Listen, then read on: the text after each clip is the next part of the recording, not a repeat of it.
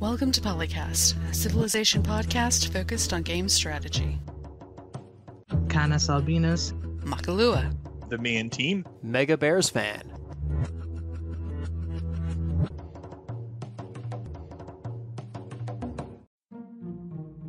Also, I figured out how to find the live link. You just click on PolyCast Recordings Live on the polycast.net. I don't know how that still works because I don't think that link is still active the same way, but apparently it does. it must be the correct link. All right, so we're up. All right. Hello, Internet, and welcome to episode 406 of the PolyCast. I am one of your regular co-hosts, MegaBearsFan, joined as always by CanusAlbinus. Lots of video uploading and trying to figure out how to make YouTube do the right thing makes Polycaster go crazy. And our other co-host, who is hopefully not going crazy in the shining sort of way, TheMeInTeam. Another day, another city. And I'll have you know that I was never sane in the first place. Therefore, I am not going crazy. I'm sorry, I meant to say the shinin. You know, we don't want to get sued. Oh, right. We'll be fine, Although if we probably. want to talk about crazy, I don't think you can actually pinpoint a time I went crazy. I think I've always been crazy. Hey, you're stealing my line. We are all on the continuum of crazy somewhere. True. I'm on like 5 continuums. I'm tired. I just want I mean, you could probably plot my position on a 5-dimensional chart, but what use would that be? We couldn't visualize it anyway. You heard it here, listeners. Canus is literally string theory. That's 11 dimensions, but anyway, we will talk about... We can only plot up to 5, though. Oh, we can? I thought we could go up to 11. No, we can't. Maybe someone can, not us. Oh, right. I see what you're getting at now. Okay. Cha-la-la-la-la.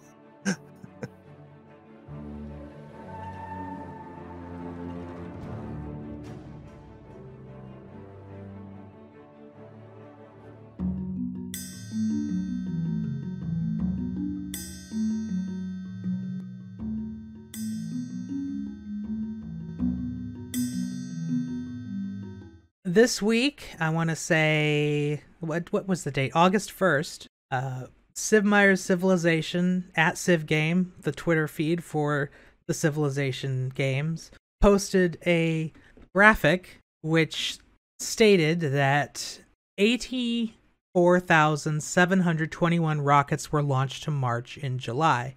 And the immediate response from everyone in the comments and everyone on the forum was, Beyond Earth 2? Beyond Earth 2? Is this a secret drop? And, well, the little tiny bit of extra context is that the description, or the actual text of the tweet said, we love seeing so many of you go beyond Earth, with beyond with a lowercase b. So... Yeah, I'm pretty sure that's more of a reference than a drop that they are planning Beyond Earth 2, though. Yeah, it's a callback, not a tease. Yeah. And I don't remember Beyond Earth being set in Mars, either. well, it's because in Vanilla Civ 6, the victory condition for the Science victory was getting to Mars instead of Alpha Centauri. And then they changed that in, I want to say, Gathering Storm. Correct. But then again, just to be pedantic, Beyond Earth also does not take place on Alpha Centauri because, copyright. Well, yeah, but I mean, in Civ 5 and all previous Civs, you're always going to Alpha Centauri. Yeah, no, I know. And I will give my opinion. I wish that we could have a Beyond Earth 2. I think it's a little bit late in the cycle for them to announce a new game, though. Unless they're expecting it to come out sometime next summer. Yeah, I think for like Civ 6, the announcement was sometime in like March or something like that, and the game released in October. For the most part, they will announce a game. At least Firaxis in the history has released announcements 6-ish months before the game comes out, and usually the game comes out in either like 2 months from now, like in October, or it'll come out in like, when did Civ 6 come out? I remember Civ 6 was the oddball. No, I think Civ 6 was in October, because I remember it was around my birthday, which is in October. Okay. So maybe it was the expansion packs. Like, I know the expansion packs came out at a different time. The expansion packs, I think, were released in like the spring, like April-ish or something like that. All I remember is we heard about Gathering Storm, and it was coming out 3 months later, and I was like, "What? That's very fast." Yeah, it was a pretty quick turnaround. Not that that's a problem, but it just brings up what would we would assume that they would build Beyond Earth 2 in the Civ 6 engine, because that's what they did with Civ 5 and Beyond Earth 1. What would that look like? Because what districts would a city in Beyond Earth have? I'm sure you could make things up if you needed to.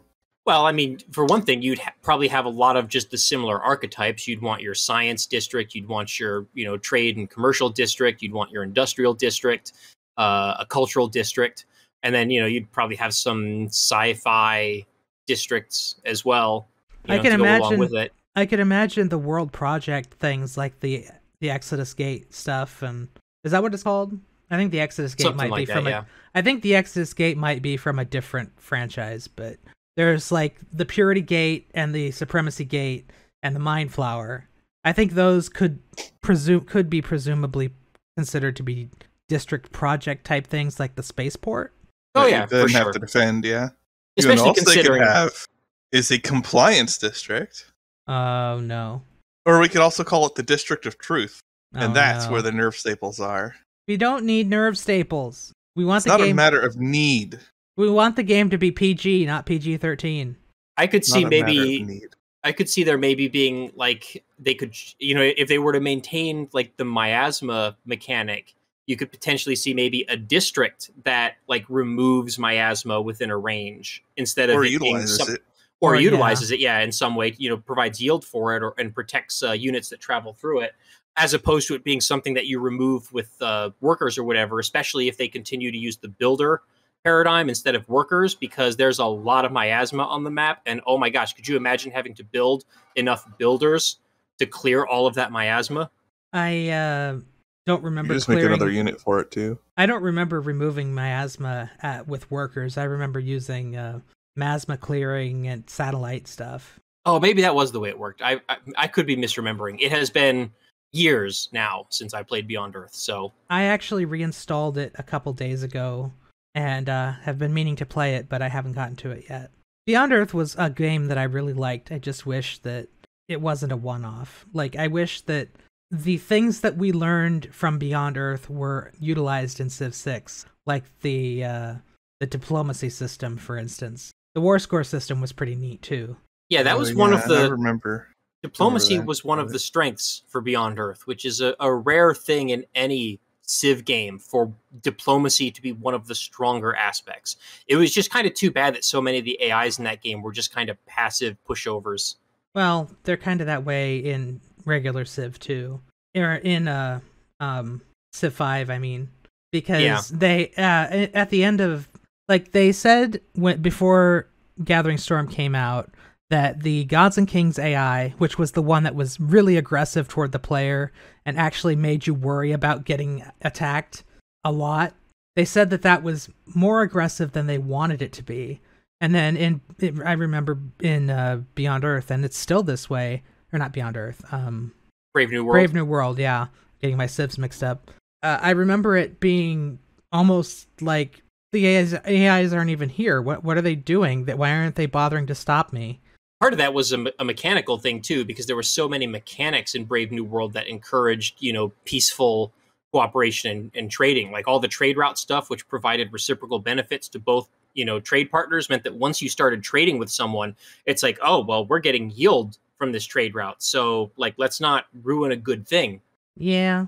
My issue with that idea is the ever constant, well, the train just left the station and I wasn't on it. Darn it. Anyway, yeah, That especially also still had the problems of disincentivizing successful conquest on top of that. So you'd have to make the AI properly evaluate when the penalties it would take would be made it the juice not worth the squeeze. It's not a good environment generally, but certainly the nuance of that would not be easy to get the AI to correctly evaluate. Unless you just give it bonuses so it plays a different game, which on high difficulties would be the case. But I think that's what they do there anyway. yeah. Well, I mean, they do that in every Civ, give the AI huge numbers of bonuses that allow it to do things the players can't get away with. Yeah, I personally would be very surprised to see a sequel to Beyond Earth, considering that the reception to the first game was very lukewarm at best.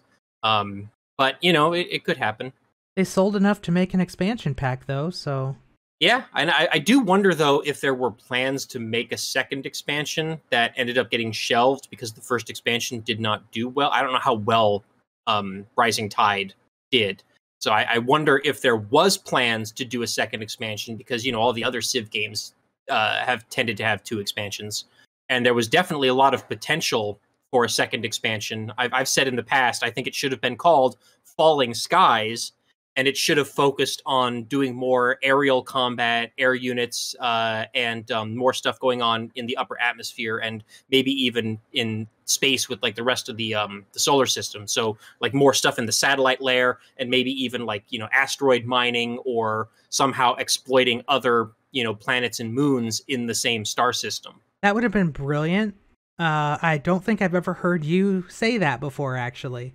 I've written it several times in my blog posts whenever I talk about Beyond Earth. But yeah, my personal hope was the second expansion would be called Falling Skies, because I thought that would be a real cool inverse of the first expansion's title.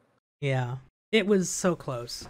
Yeah, it was not to be. I don't think there was a planned second expansion because Civ 6 came out when it did. It would be very odd for them to have pushed up the development of Civ 6 that fast, because Beyond Earth Rising Tide came out, I want to say in it was another one of those fairly early in the year releases. Was it 2015? No, it was I think it was 2016 actually. Let me look. Wasn't Civ 6 2016? It was October 2015. So Yeah, it came out Civ 16. 1 year before Civ 6 came out. Yeah. Yeah, so there probably were not plans for a second expansion.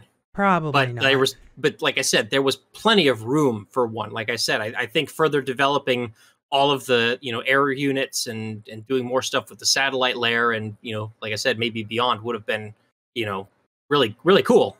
Make the victory conditions a little bit more engaging instead of it just being like, oh, you built the mind flower, now survive for 30 turns. Right. Oh well. We can always dream. And who knows? Maybe they really are working on it. It's possible. But I think we can move on to our next related topic.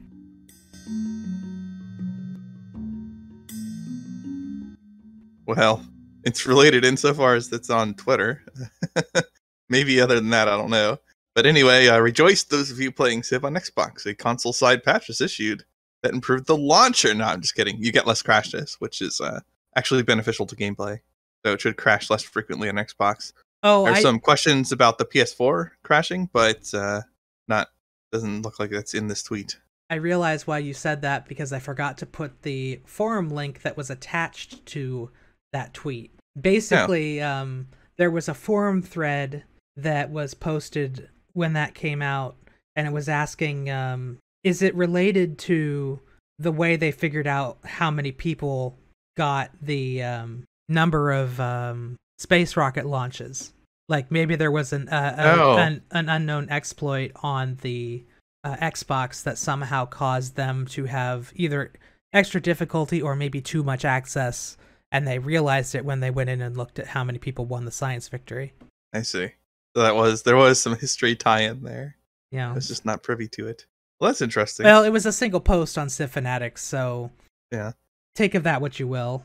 But why would Firaxis spend the effort to make a patch for Xbox patches? And can you still hear me? Yeah. Yeah. Okay. I just got a notification on my phone that my internet died. That's an interesting theory. Yeah, I don't know how that could possibly be. Anyway. Well, I guess we'll just continue unless. Well, if I drop out, just stop the show and wait for me to come back, because okay. I'm the one recording. So. Oh yes, that would be unfortunate. I did just verify we are still live as of a few seconds ago. So. Yeah. Okay, that is very strange. Anyway, I was saying something and I forget what it was. Darn. It was along the lines of crashing less on console. Oh yeah, if I've played the Switch version. It's pretty crashy. I mean, it's not as crashy as I've heard that some of the other consoles are, but it has its problems. So if they're going to make a patch to fix Xbox, why wouldn't they fix the other consoles too?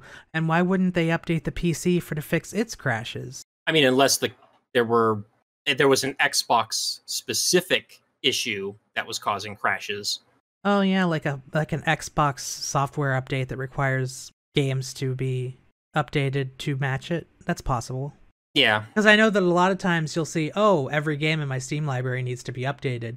Oh, it's like a 5 kilobit patch from Steamworks. Okay. Yeah. Which is nevertheless still scheduled for some reason. Because that's the default for how Steam does things. Yeah. It's fine. I'd rather it be that way than... Yeah, I guess it's not hard to install a patch of that nature. Yeah. There you go. You won't get no crashes, just fewer, but you will get fewer if you're on Xbox. In the thread for this topic, they were suggesting that the patch may not have even happened yet, which I don't know how that could be. I don't know. I've never touched Civ on console. And we have one more news topic. Yes. So moving from the present and future of Civilization games to past Civilization games, a user Blake00 has apparently started a petition on the Civ Fanatics forums, well, a link to a petition on the Civ Fanatic forums, to ask Good Old Games to add Civilization 1 and 2 to its library of games, because apparently they are not available digitally anywhere. So unless you have a disc for Civ 1 and 2, you cannot play it. At current time, the easiest way to get a hold of Civ 1 and 2 is to buy Civilization Chronicles, which came out between Civ 5 and Civ 6. And that was the thing that I was talking about digging out of my closet a while back. And I subsequently did that, and it is now on my... So yes, Civ 1 and Civ 2 are in that bundle.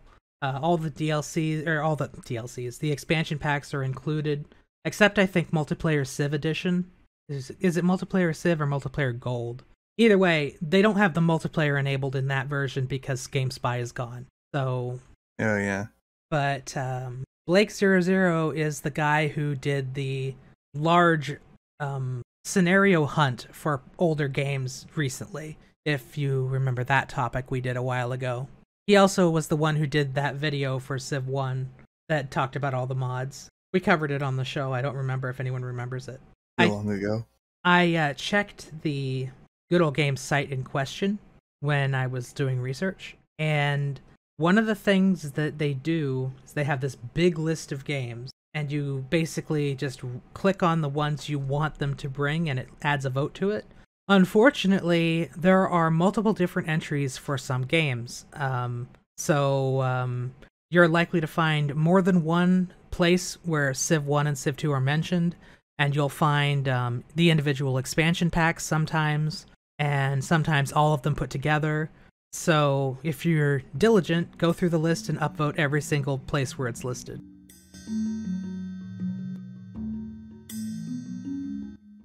Also, there's a small piece of news that I'm adding here. PolyCast Season 1 will soon be available on the YouTube channel, which up heretofore it has not been. The audio quality is pretty bad, but remember, this was back in the time before podcasts were even a thing. So think 2006, 2007 era podcast, but it will be on the website, on the YouTube channel soon.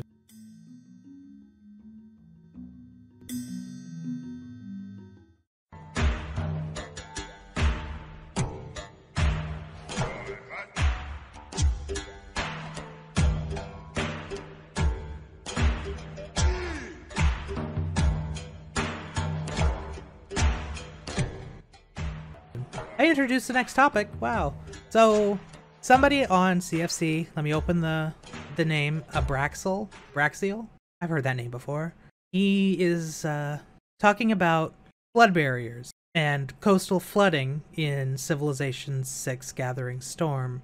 He says, I've been looking at a strategy for rushing computers in the tech tree, building flood barriers everywhere, then burning as much coal as possible, particularly on maps with a lot of floodable terrain. The results don't seem to be as effective as one would think. Even if the AI's territory is entirely flooded, they don't seem to take any real damage from it. They continue to function. I would have expected it to fall apart, like every city revolting for lack of food or amenities, but they seem to hang on and even trade normally. Maybe there is a slow decline? Any thoughts? This is a meme build, but it's funny, of course. I mean, I'm guilty of using this strategy, except I don't burn coal at the end. I usually use oil. Yeah. One of the first posters just says it's hit to your yields mostly, but most cities can tank that. Like they're not good cities anymore, but they don't like disband or like have their loyalty plummet to the point where they're gonna break free unless they're like right on the border with a lot of pressure. Oh. So the AI is just going to have less effective production and science and such, but you probably don't really care about that.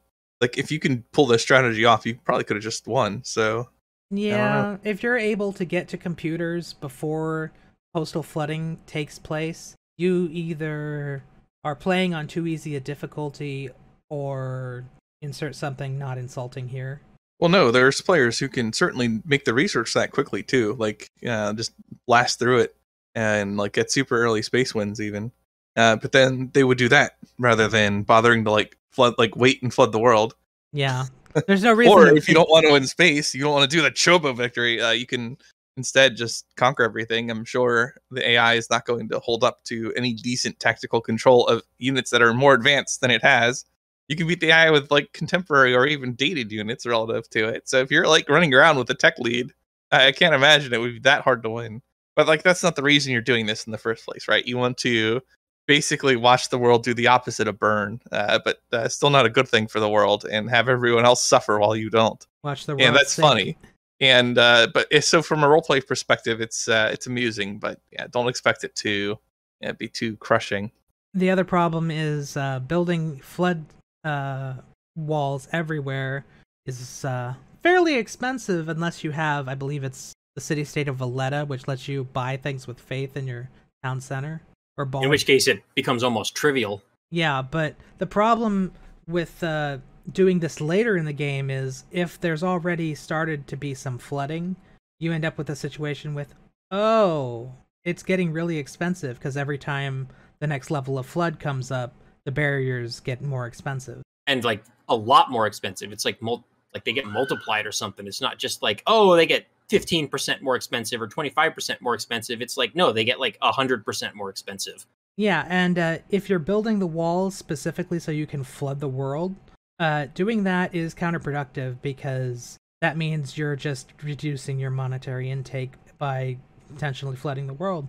So my advice is to not do this. Well, I mean, at that point in the game, like you're already close enough to the end where, you know, losing money probably doesn't matter all that much. You're not doing this to improve your position. So if you're doing this at all, I'm not going to recommend against it because you're memeing. So enjoy it. But yeah.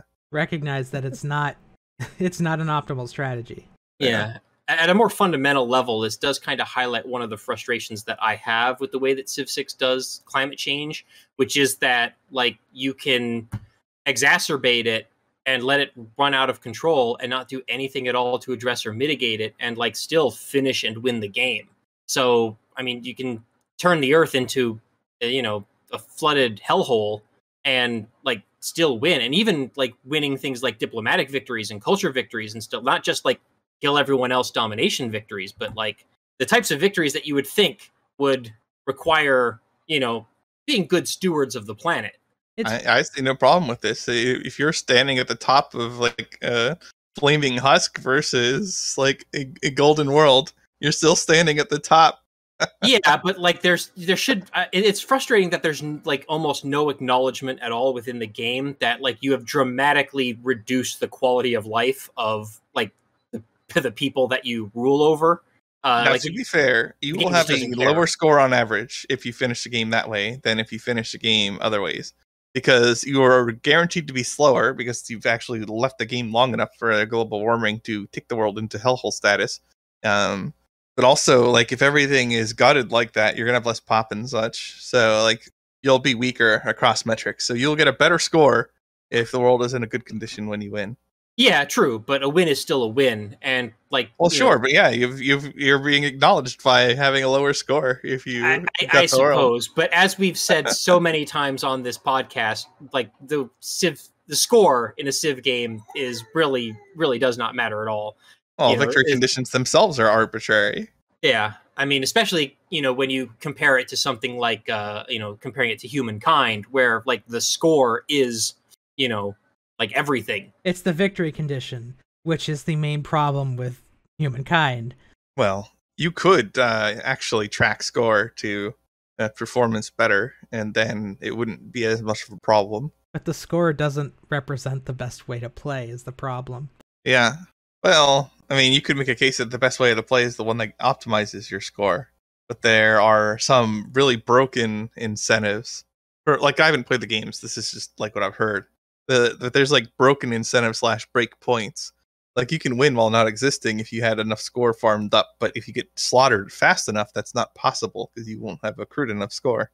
Right. Yeah, well, the idea, I think, is to make it so that like your like really good performance early in the game and in the middle of the game like counts for more than just setting you up for later in the game. So like I think they're thinking of it kind of like the way we think of, say, for example, the Roman Empire as being a very successful historical state that like everybody for a thousand years wanted to emulate, even though they did actually go into decline and fall.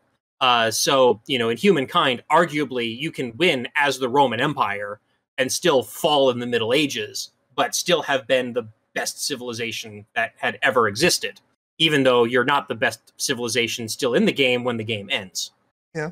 And there's merit to that. Like we can argue back and forth about whether that makes for a good historic, strategy game or not. But like I said, there's a justification for it, and it makes sense. Yeah, and I'd have trouble arguing too much having not played it. So I haven't experienced the trade-offs or exactly how that's tuned directly. Yeah, I mean, I've played it. Like I and said, I don't think it's necessarily a problem that score is your driving victory condition. It depends what is contributing to score, because you could have like a well-balanced score system, or you could have the opposite, like war participation in Hearts of Iron. I mean, the scoring system in Humankind, for those listeners who don't know and haven't played the game yet, I would compare it to be kind of a combination of the way that Civilization games typically handle score, and also if historic moments that you would get in Civ 6 that are on the timeline, things that you get era score for, if those counted for points in your score. It's kind of like a mashup of the two. So you get score for, just having cities and population and controlling territory and like winning battles and stuff like that, and having wonders and things like that. But then you also get score for accomplishing certain tasks in game, like being the first to do something in particular, to reach some milestone or threshold, and things like that, and that might include, like, I forget. It's been a while since I played Humankind, so I forget some of the specifics. But I think there are things like circumnavigating the world is something that gives you like exploration points, which then gets rolled into your score. Does the game end when somebody's score lead is insurmountable?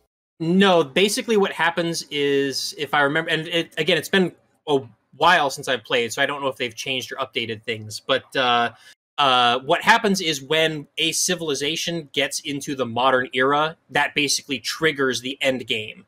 And there's like so many turns before, the game ends, and whoever has the highest score at that point, which may or may not be the player who triggered the end game, the game would end, and then whoever has the most score wins. So kind of like, yes, it accelerates the end of the game, because it's not just playing for X number of turns and always playing through X number of turns. It's playing until someone reaches the modern era. And once that happens, that basically begins the countdown towards the end of the game. Okay, but like if someone has so much score that there are no longer any possible actions that could make up the difference, they should just end the game. Yeah, that does not immediately end the game, but if you're so far ahead of everyone else that you are triggering, that you're entering the modern era when everyone else is in like medieval or Renaissance era levels of tech and development, then yes, you do end the game faster. and they're not I going to just have think it's a any. missed opportunity. Like that to address one of Civ's and other turn-based strategies' major issues, which is having a game that's effectively won, but you can't end it without just smashing in turn a bunch. Like that is a perfect opportunity to be like, look, this player can no longer be caught. Like mathematically, can no longer be caught. It's over. Like period. There's no longer any action that can be taken in the game. Not even like a supercomputer taking over for the next best opponent could any longer make up the score differential. At that point, the game is literally over. Just end the game.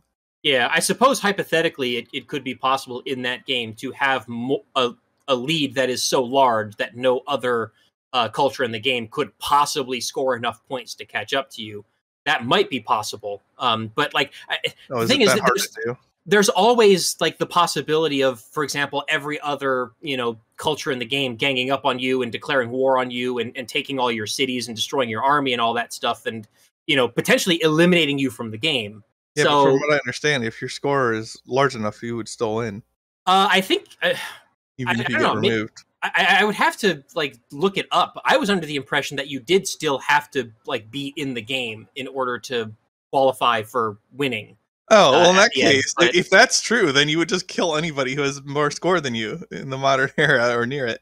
yeah, you would want to try. But one of the things that prevented that from happening when the game first came out was their weird like war score mechanic that would force like white peace under certain conditions, and like there was no way you could.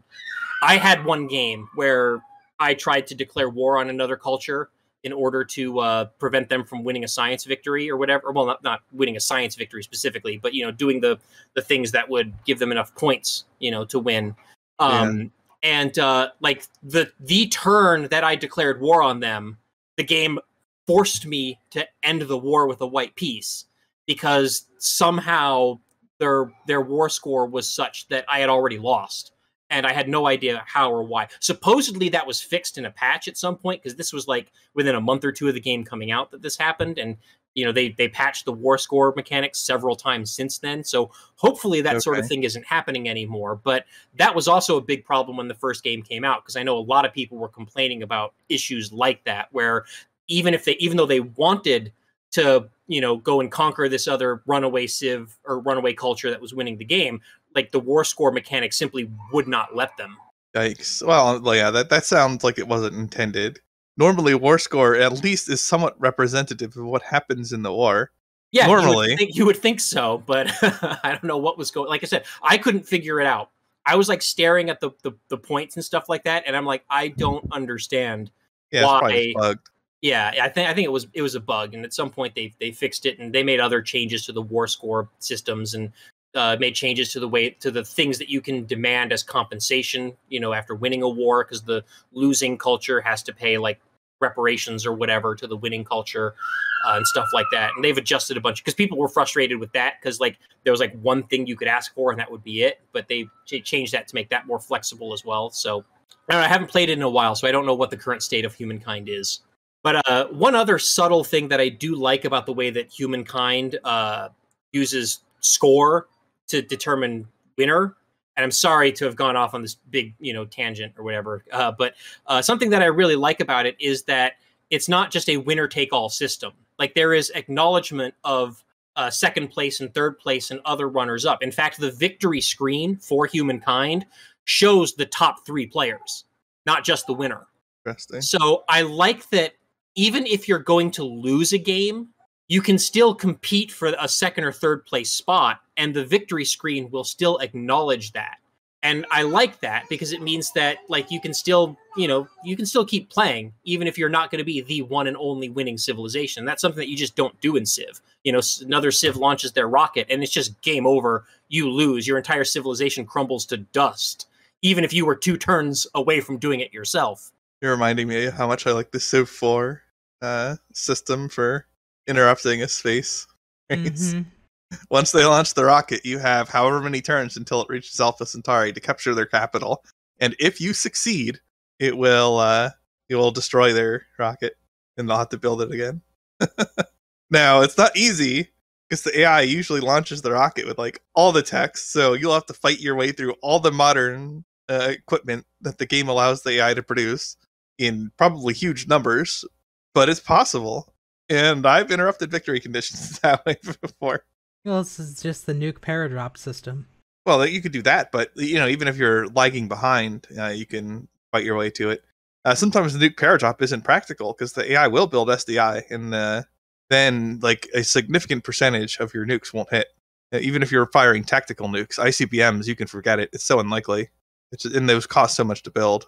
So it's not always easy to make a whole bunch of subs, put a whole bunch of tac nukes on sufficient to the task, and nuke the city enough, and then be in paradrop range. Like this stuff isn't free to manage. But sometimes the AI just has a coastal city, and you can like blow it up with battleships or whatever, and then make a run into it. Yeah, it just depends. But you don't want to be too far behind, generally. Usually by that point, somebody's already won a culture victory. Well, often the case you've acted to interrupt that first, because the AI will shut off its science slider while doing culture in most cases. Well, it has like 2 culture scripts. In the one where it goes like religious-based culture, it stops like at or before rifles. And the other one, they go out to mass media first. And that one tends to have a bit better defenses. But culture AIs in general tend to suck at defending, so you can just take one of their cities, or if you take their capital, it breaks the AI script and they go for something else. They stop pursuing that culture victory. Oh, one minor correction that I want to make for humankind's endgame. It's not entering the modern era that triggers the endgame. It's completing all of the era star requirements for it. So basically, you have to finish the contemporary era, and that triggers the endgame. Okay, that makes more sense. Well, just conquer whoever's winning, and hopefully the war score thing actually lets you fight wars. Yeah. But it probably does now.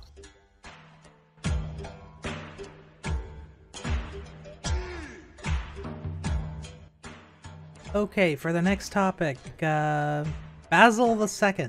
This is a little bit of an older thread, but Basil II had a lot of people who were like, oh, he's like super awesome. Haha, yay. Let's go kill some Bulgars. And then apparently he is now very unpopular. And we'd like to know, and there's a thread here started by Alex Vance, who moonlights on Civ forums when she's not busy saving the world with Freeman. She says, remember all those YouTube videos when Basil II was spoilered? How insane fun he would be, how easy it would be to win with him, etc.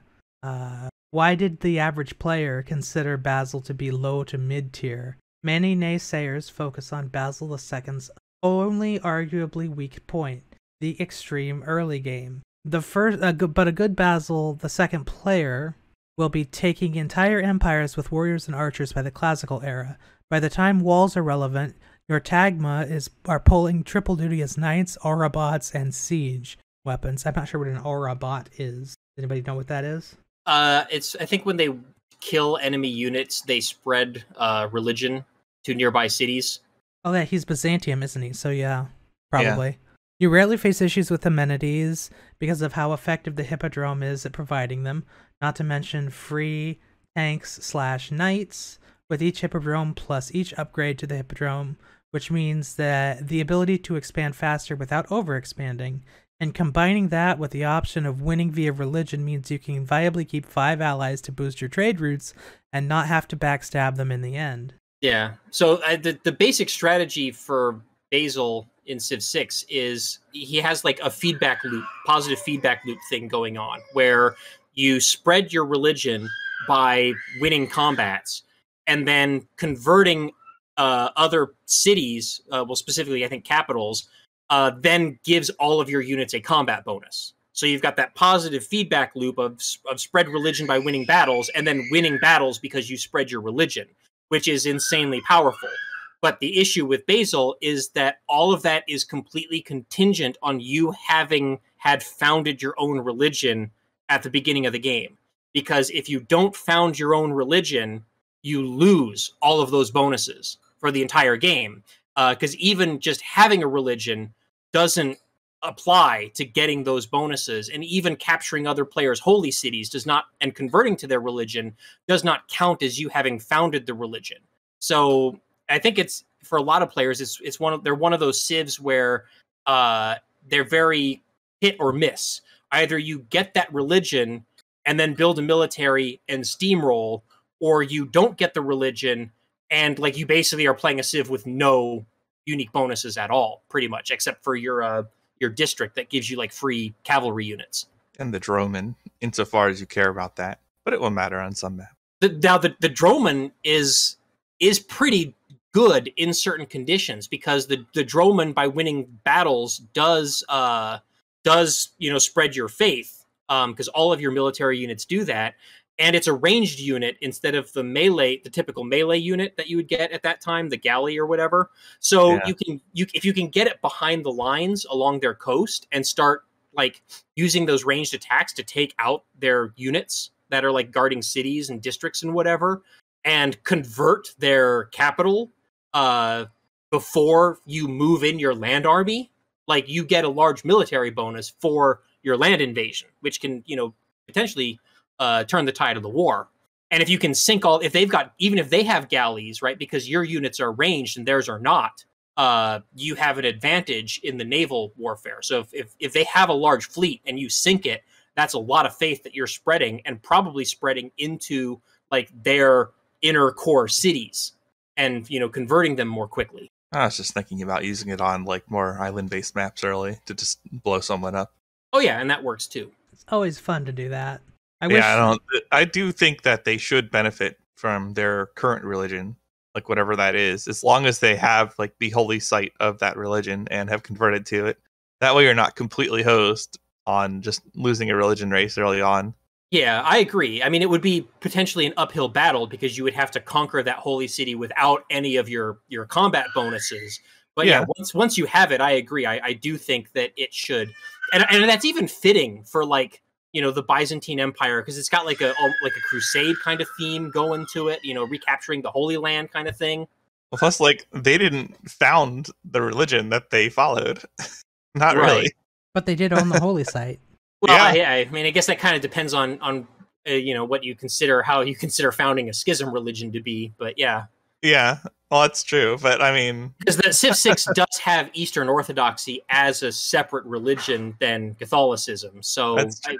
Technically, that is the religion that the Byzantine Empire founded, I guess. But the holy city is still the same. Right. The other thing is, like was mentioned in the thread, their very early game is not that impressive. And to be fair, that is the most important spot in any of the Civ games, including 6. Like, for example, friggin' Roosevelt or whatever, or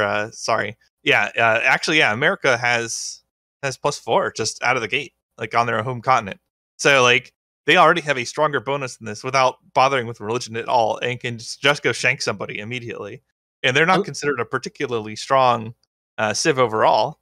Yeah, unless America like gets the misfortune of like starting their capital city being like right on the border, between like two, because Civ 6 is unique in the civilization games in that continents aren't land masses. A single landmass can be multiple continents. So it's hypothetically possible for America to start on like the border between two continents, and then all their enemies just happen to be on the other quote continent. Yeah, that's true. It can happen. You don't get any bonuses. So I don't think that's too common though. And of course you can still farm them in your territory to kill their units and then walk over. So you're not like, you still get some benefit, but yeah, I would say I would probably prefer the Byzantine benefit at that point. Yeah. Although, again, I emphasize, you don't have to found a religion, you don't have to deviate your tech, you don't have to invest in anything off the path of just beating someone down militarily. Yeah, and they are nowhere near the strongest early game Civ for knocking heads. Nowhere near. Yeah, so like you're Basil II has a nice snowball, but again, like if you are successfully conquering one or two other nations early, other people also have a positive feedback loop. You're just stronger. You have more cities, you have more research, you have more productive capacity to put units up front without sacrificing improving your economy. There's like everybody benefits from growing larger through conquest. Period. It's just Basil benefits more quickly and more soundly because his units get better along with everything else due to the religion mechanic. But right. Yeah, I mean, everyone gets better, and when you're playing against AI in particular, you don't need to snowball that hard, because once you start snowballing, you're in great shape already. Yeah, and I think he's fine. I don't think he's top or bottom tier or anything. Right, and well, that's the whole point of the thread, is during the previews, everyone thought he was going to be like super top S tier, and then it's like, okay, I don't know, maybe he's like a B or a B plus or something like that. But yeah, the big issue with Basil is you compared to other religious oriented civs, like he doesn't start with very many advantages towards founding a religion. So especially on the higher difficulties, and especially if you are playing against other, like for example, Russia, or any civ that has a unique holy site district replacement, it's half the cost. So you get it twice as fast, in the game, and then are creating great profit points that much earlier and founding the religion that much earlier. And I think the only advantage that Basil get is he gets like one extra great profit point per turn once he has his holy site up and running. But you have to build that holy site, and you have to pay full cost for it, and you have to research the tech. So, on higher difficulties, it's like, okay, did you find a natural wonder to get the inspiration for it? So the tech is half the cost? No. Okay, well, now it's going to take even longer. You don't have the unique holy site district, so it's going to take twice as long as another, religious civ. And then you actually have to wait for the profit to actually pop. And, if all the other civs beat you to it, or if like Arabia's in the game and they just are given the last profit for free, Byzantium is just hosed. They're just, like I said, just playing a stock civ at that point. Now, you do still have the hippodromes, which give you, some nice amenity bonuses and also free cavalry units, heavy cavalry units. And you can still steamroll the other players with heavy cavalry, especially once they turn into like knights and tanks. You're probably not going to do that much steamrolling with just heavy chariots, but knights and tanks are powerful units. And if I remember correctly, they're considered free units, which means they have no resource maintenance cost. So, I mean, that's still a pretty powerful buff, even without the religious combat strength bonuses. It's worth pointing out that if you do flip cities, you can actually use your cavalry to attack cities. They're not gutted like most cavalry was in terms of doing that for Basil. Right. So by no stretch of the imagination is Basil, like, weak. Even if you don't get the religion, you can still be competitive militarily. Yeah, he's in the pool of mostly average rulers. Fine.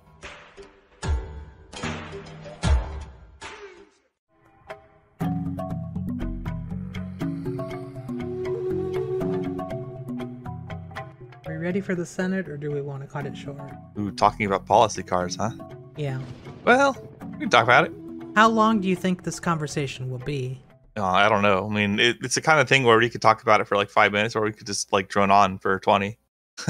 So we can save it for another episode too if you want. Let's talk about the next topic instead. Okay.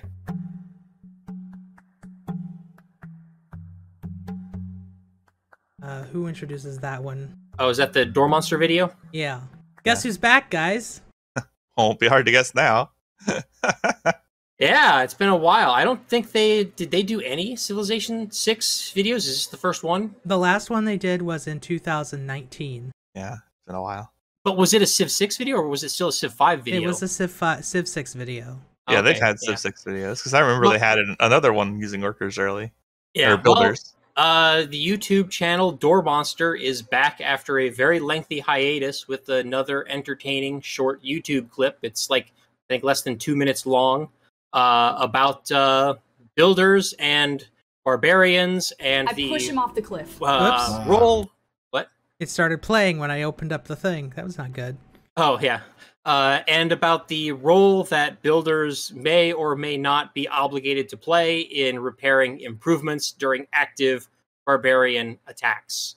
Yeah, like when the barbarians come, you should probably send all of your civilian units into your cities just in case.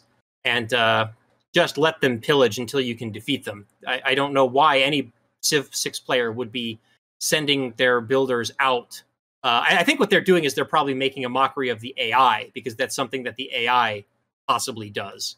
Yeah, the AI, still not the greatest. But anyway, yeah, the video is a builder making an impassioned speech about how it is their duty and responsibility to repair this pillaged tobacco plantation, even though the barbarians are right there waiting to pillage it again. And nobody seems to care whether they have pillaged resources or not. And in fact, as a kind of underhanded jab at the obtuseness of some of Civilization 6's mechanics, they even talk about how they have no idea what the tobacco even actually does. Yeah. or why the Empire wants or needs it. which was actually my personal. I found that to be the most amusing part of the video. Is there's a lot of very poorly explained mechanics in Civ 6, and amenity is one of them. It's not the worst. The worst is probably culture, victory, and tourism. Oh yeah, I still don't understand how tourism compares to culture and how they relate to each other. It's weird. And I've read forums that go over like the math behind it and watched multiple videos. I know Potato McWhiskey, I think, had a good one of a while back. But even after watching that, I'm still like, I don't know. All I know is build more tourism good.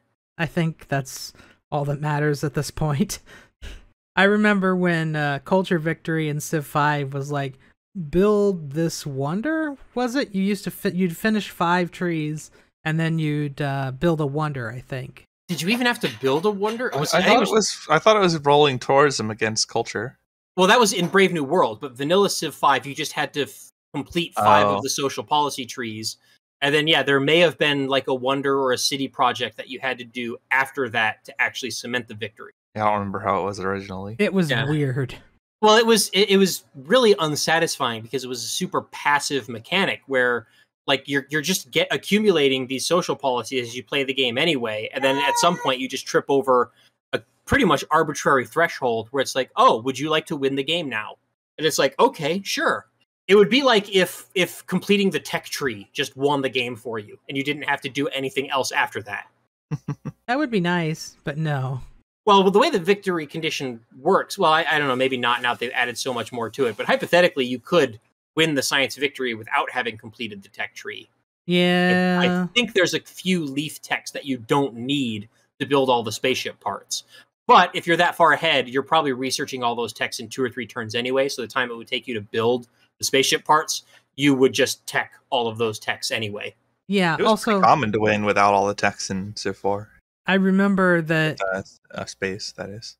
Oh, did we... I remember that when Gods and Kings came out, it was a big deal how all of a sudden you needed all the techs to get to Science Victory, except for the internet, basically. In Civ 4, you could get pretty far without computers. I think you eventually needed them, but... it was generally considered objectively bad to get the space elevator. So far, because it costs too much. Yeah, and you had to deviate in tech to get to it. Oh yeah, that would do it. It was not a required technology for the spaceship itself. And if you had decently productive cities, you could instead just queue up the space parts sooner and come out far ahead, or at least like a few turns ahead of building the space elevator. Like it was hard. You would have to really engineer like almost insane hypothetical situations to justify deviating your tech and starting like your spaceship engine slower just to put in the space elevator in the queue, such. Or you just let someone else build the space elevator and then you conquer them or permanent ally with them. Yeah, well, good luck with that, because the AI doesn't build it quickly either. And if you're letting someone else build that, then you're going to be at risk of losing the space race, and then you might have to go over there and clap them, in which case, why are you bothering with space anymore? Well, I think you're going to go over and clap them anyway because they have the space elevator. Yeah, but like with all the investment you took to do that, you could have just like built the ship and launched it and won. In Civ 4, was it considered good practice to build all of the parts or just go with minimum? It depended. So you would go through most of the techs, and then your last one, it depended on your productive capacity, how quickly you could finish multiples of the engine, for example. So you might launch it with a 12 turn versus a 10 turn. Well, because there's no point in like if your productions are going to finish more than 1 turn apart, then there's no point in building 2, because you won't save any time waiting to launch a 10 turn ship versus just launching a 12 turn ship a couple turns earlier. Yeah, and if the other civilizations do not pose a military threat to you and they're far enough behind on the tech tree that they're not going to out-tech you to build the other parts, like it kind of doesn't matter because they're not going to capture your capital and they're not going to launch a more advanced, faster spacecraft before yours reaches the destination. But you would usually build all the thrusters because you would have the tech fast enough. Yeah, but that, of course, would require making a judgment call on the player's part because you might not necessarily know for sure whether any of those conditions are true. Yeah. Yeah, I found it rare to launch anything but a 10 or 12 turn ship. Maybe I was not optimizing that though. I didn't go for space too often. I did it sometimes. I want to say when I played Civ 6, I never played to victory most of the time. On Civ 6, I just knock heads. It's been a while. You just kill everything in Civ 6. I don't think I've played Civ 4 since Civ 5 came out. The collateral initiative in Civ 4 made like dealing with contemporary or more advanced AI somewhat difficult militarily. You could still do it if you had enough production and you could bait its army and you initiate collateral against it instead. But it's actually dangerous to move into AI territory in Civ 4 at parity, especially on high difficulties. That's true. Whereas like in Civ 6, I found that I could win with tech lead, tech parity, or even like an era behind, as long as I have the Great General, a few policy cards to have good movement, and my stuff is even like a little bit experienced. You just kill the stuff anyway, because you get like a ton of modifiers between the general and adjacency / surrounding type bonuses and experience upgrades on your units or whatever. You more than overcome the strength differential from a tech gap, which just wasn't a thing in Civ 4. Like, you could put all the promotions on a mace. It wasn't going to beat a rifle. Yeah, I always kind of felt like Civ 4 was more thoughtful in the end game than either Civ 5 or Civ 6, where Civ 5 and Civ 6 just add more micromanagement to the end game to provide an illusion of having, valuable decisions to make. But I don't know if I would go that far. Yeah, I mean, it's a broad generalization. I feel like Civ 4, you had to think a lot more carefully about, moving against, another Civ late in the game.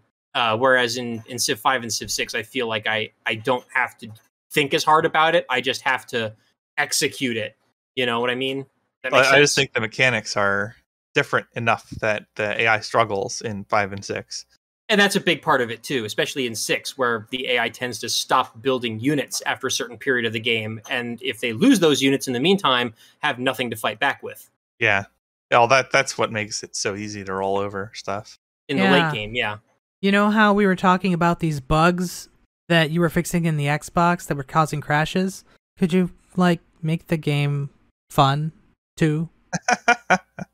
A lot of people enjoy the game. I enjoy the game mostly when I'm feeling mentally up to it, but I don't like how it's just a ruffle stomp when you fighting an AI for the second time. Just like, oh, you didn't bother to build any more units, huh? Why are you fighting it a second time? Just conquer it the first time. Sometimes I just run out of steam and I'm just like, okay, I've taken half their empire and all my units are very damaged and it would take me a few turns to wait to heal them up anyway, so might as well just make a temporary peace, and I know they're not going to build any more units, so why bother?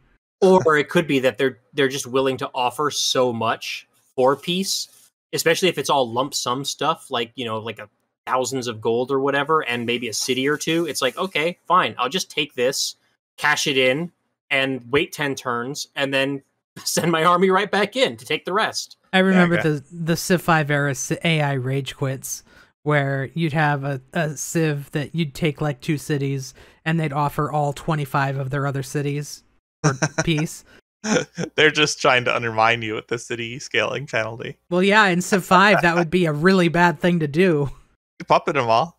But I forget, would you be allowed to raise those cities if they were given to you in a peace deal, or can you only do that if you conquer it with your military? I don't remember. I don't remember either. I suspect you probably could raise them. Puppet them all. But if you, even big sprawling empire that does nothing. Even puppets require happiness, though. Yeah, that's true.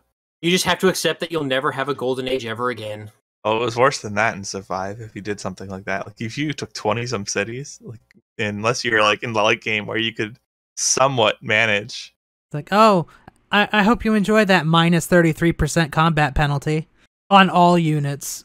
Yeah, I forgot how punitive it was. Yeah, it was pretty rough. The tech penalties for it were awful too. Ugh. Yeah, did you just remember? I definitely liked how in Civ 4 you got to choose how the extra maintenance and corruption or whatever affected your Civ. You could toggle that gold to science slider. And was there also a culture slider? There was. You had to unlock it. There was. There's also espionage. Wasn't there also a luxury slider? That was culture. Oh, I thought luxuries and culture were two different things. Well, they are, but culture affects your happiness. There's no slider for like luxury resources. Oh, so what you're saying is the cultural advisor was Elvis. There was no culture advisor before. Oh, I thought But we you were could talking picture about he was Civ 2. Elvis. Yeah, no, we were talking about 4. Crap. I got derailed on my own brain, apparently.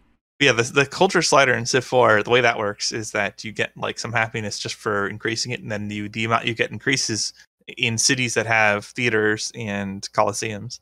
So you could like build a theater and a coliseum, and then like run your slider at 20% and get a fair amount of happiness out of that in any city that made those investments. But that's a significant investment, and throwing 20% of your commerce into that was a non-trivial cost to pay, but you could offset a lot of unhappiness that way temporarily.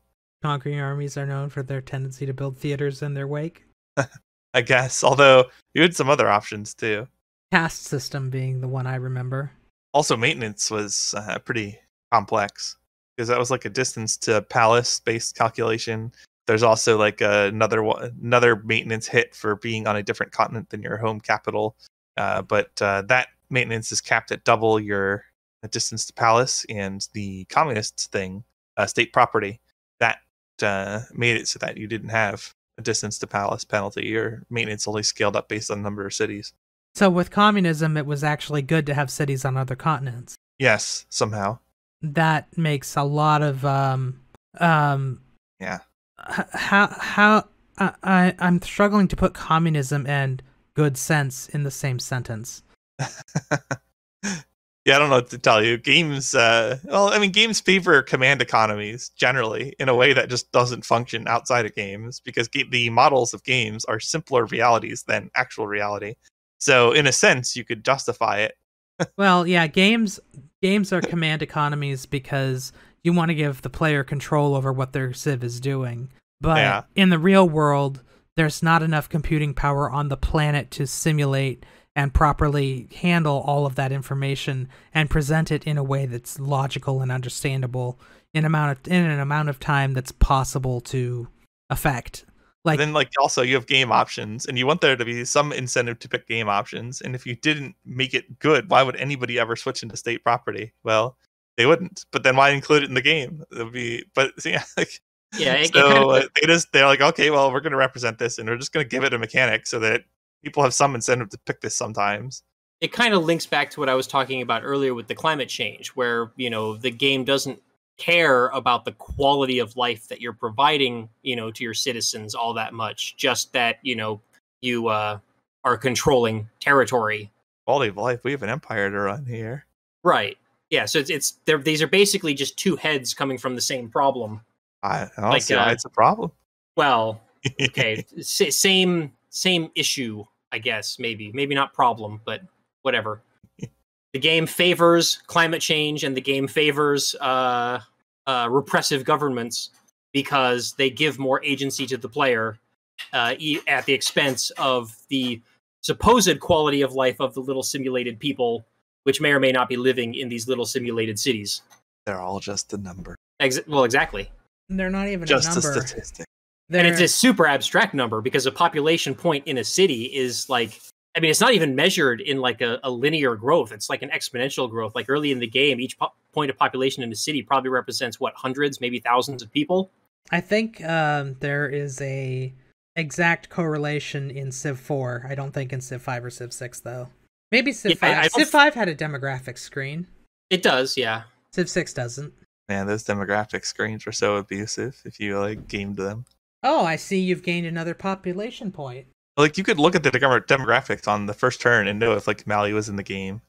You could see rushes coming by looking at the score graphs or the military score. You'd see if someone's building up for a rush. You don't know who necessarily, but you might by inferring other things in there. But if you checked it every turn and you had enough stuff memorized, you could be like, oh, someone produced an Axeman this turn. Yeah, without scouting them. They probably should have hidden that stuff behind the retire screen until you get to the point in the game where you have actual relations and maybe some espionage with those other civilizations. Kind of like the way that Civ 6 has the passive espionage things with your allies. Oh, espionage did a lot more than that. Maybe the if demographics. You had enough espionage on someone in Civ 4, you got to see their cities. So you could physically observe the units in them without being there. What I'm saying is I'm wondering if it would be interesting for the demographics panel to have hidden information in it until you actually like meet requirements in game to reveal those pieces of information. Unless you just retire and then that's the game's over. That's all public information. You can see it on the the retire screen just with all the graphs and stuff. I'd be fine with that, but I mean, realistically, you don't need it too much either. I have a quick it's question. Not a thing that has to be in the game because like you're like a lot of it just is scouting. So like once you've scouted somebody, the demographics are just another less immediately useful representation of that same information you've already learned by just looking at their nation. I have a quick question real quick. Okay. How did we get from Door Monster talking about barbarians and warriors to espionage? That's a good question. We'll have the same way we do this on every episode. Like, oh, we're talking about one thing, and then it immediately transitions into a whole bunch of other things that are related. There's a progression, or not at all related in some cases. There's a progression. Just give us a little bit of time, and we'll take you into the weeds. That's just how it is. Anyway, hopefully, that's something that our listeners enjoy. I guess we still get listeners after 406 episodes. It probably makes titling the topics a little questionable, but other than that. Well, you don't title the topic so much. You just call it what the link is, and then anything that comes out of that is fair game. I know when I was writing the stuff for the website, if we did go on like a crazy tangent that was like became a totally different topic, I would at least try to acknowledge that in the description. But yeah, it was tough sometimes because it would require like listening to the entire episode again. You think I do that when I edit? No way. Yeah, it depends on how much time you have available or how quickly after the recording you do it and how much of it is still fresh in your memory.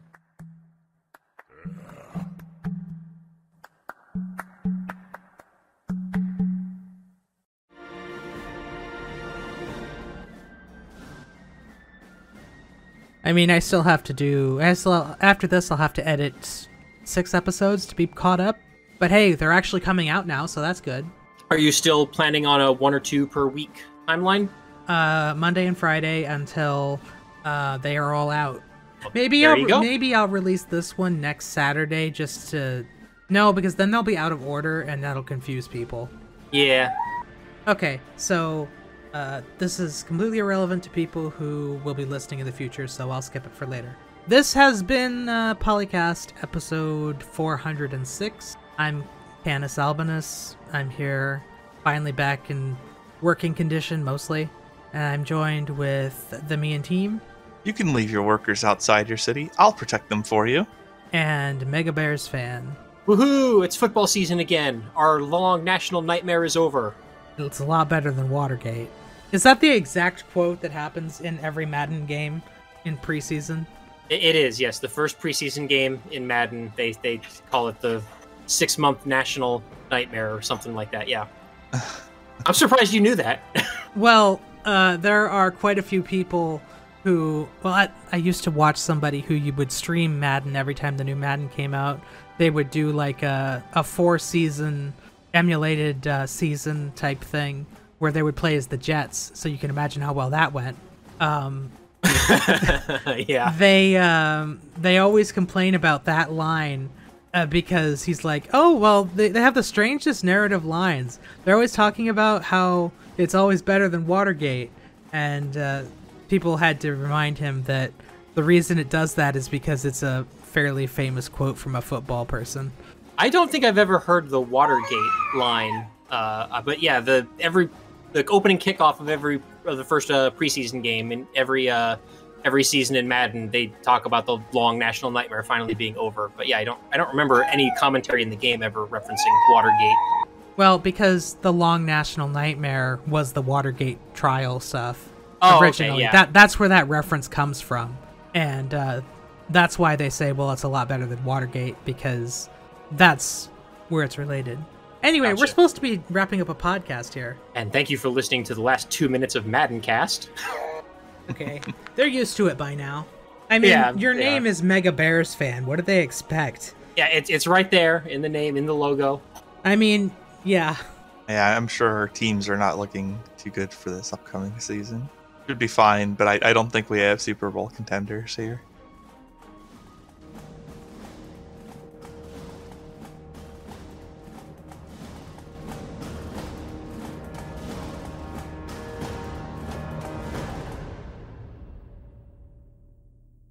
Civilization 3, 4, 5, Beyond Earth, and 6 sound clips. Copyright Take-Two Interactive. Copyright the PolyCast at thepolycast.net.